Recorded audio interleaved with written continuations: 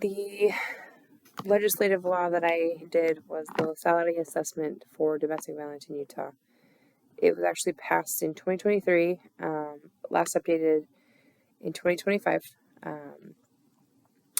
This law is for any first responders, typically law enforcement, when they go into a domestic violence call, they are required to do a lethality assessment.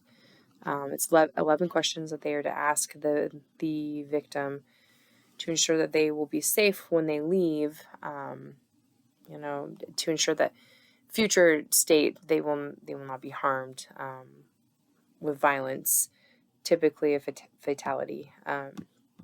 So this was created for that specific reason. It did bring to light some gaps that that we do have as to why we weren't asking these questions before. It's actually sad how we have to wait for something terrible to happen to get any further with any of these things. So it's quite interesting. So the history of this law, it actually piggybacks off of another domestic violence law to ensure that that victims, survivors are getting the proper care that they need. They have done studies to show that the risk of a fatality is actually a lot less if they do a lethality assessment. So it's actually quite interesting to watch how these types of things happen.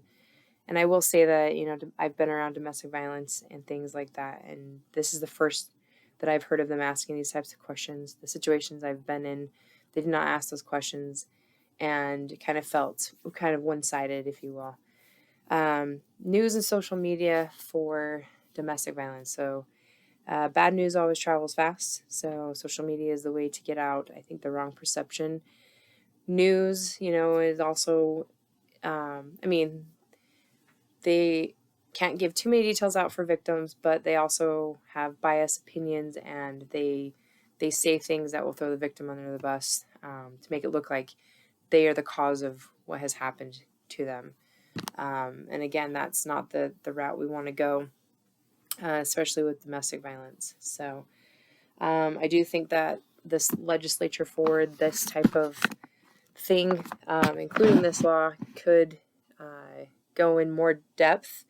I do think there needs to be studies, and it should include more children's aspects, if you will, because that's a big one, I think, is that children get tied up into these types of things. So this is a really good, domestic violence was a really big one for me, so I chose to go this route, and it'll be interesting to see what kind of things will happen in the next legislative session.